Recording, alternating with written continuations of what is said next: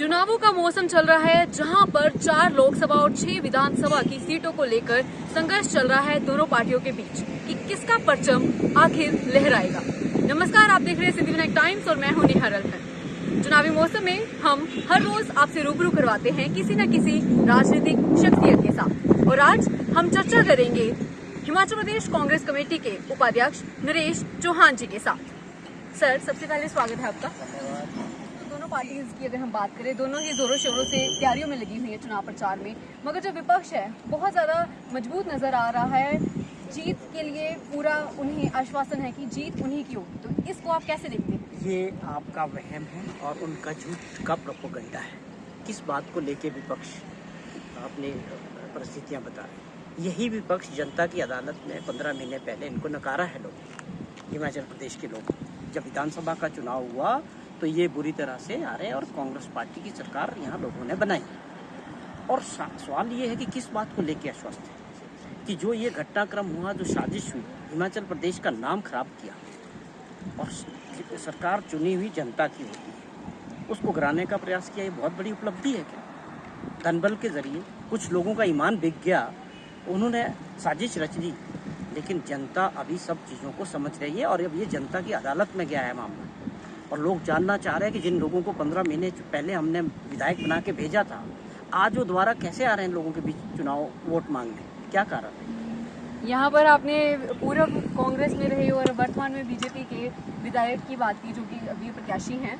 वो कहते हैं कि उन्होंने दल जो है इसलिए बदला कि उन्हें विकास नजर नहीं आ रहा था जनता का। नहीं, मुझे लगता है उनका अपना विकास की बात इसमें जरूर है। जनता का विकास तो आप नुमाइंदे हैं, कैसे नहीं होगा? आप सरकार के साथ है, रूलिंग गवर्नमेंट के साथ है, खूब काम हुए हैं। तो ये ब्लेम करने का काम है। वो ये थोड़ी बोलेंगे कि डील क्या हुई। जिन लोगों ने आपको टिकट दिया, भाजपा ने आपको 1 महीने हेलीकॉप्टर में 5 स्टार में घुमाते रहे, सीआरपीएफ के पहरे में आपको रखा गया, तो क्या ऐसे ही रखा गया? कोई तो कारण है। आपको उन सभी लोगों को, अपने हल्के की जनता को बताना पड़ेगा कि क्या वजह है, हम क्यों दोबारा वोट मांगने आए हैं। और ये करके उन्होंने प्रदेश का नाम खराब किया है और प्रदेश की जनता इनको सबक सिखा के पूरे देश में एक मैसेज देगी कि जो ये सरकारें गिराने का काम, एक पार्टी से दूसरी पार्टी में जाने का जो काम करते हैं, वो हमेशा के लिए हिमाचल प्रदेश से बंद है। जी, जो कांग्रेस है सत्ता में अगर आ जाती है 2024 में, तो कौन सी नई योजनाएं हैं जो जनता के लिए लेकर आएगी? आपने बहुत अच्छा प्रश्न किया। देश के अंदर 10 साल से भाजपा का, नरेंद्र मोदी जी का सरकार है। 14 में बहुत सारे वादे किए लोगों से, 19 में फिर वादे किए।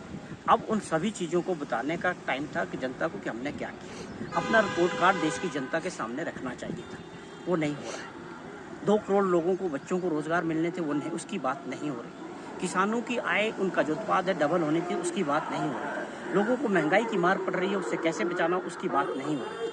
बात हो रही है मंदिर, मस्जिद, हिंदू धर्म, मुस्लिम धर्म। बहुत दुर्भाग्यपूर्ण है। 10 वर्ष के बाद आपको अपना रिपोर्ट कार्ड रखना चाहिए, लोगों की समस्याओं का एड्रेस करना चाहिए, लेकिन देश की जनता समझ चुकी है, ये गुमराह कर रहे हैं, झूठ बोल रहे हैं। अब वो चलने वाला नहीं है। प्रधानमंत्री जी और उनकी टीम में बौखलाहट दिख रही है और निश्चित तौर पे इस बार देश बदलाव की तरफ जा रहा है। जैसे जैसे चुनाव आगे बढ़ा है, हर चरण में और बदलाव दिख रहा है। इंडिया गठबंधन की और कांग्रेस पार्टी की सरकार बनेगी। आपने जिक्र किया कि जो कांग्रेस पार्टी ने अपना मैनिफेस्टो रखा, जिसमें हमने हर वर्ग को टच किया और न्याय की बात की, वो व्यवहारिक दिखता है कि लोगों की समस्याओं को एड्रेस कर।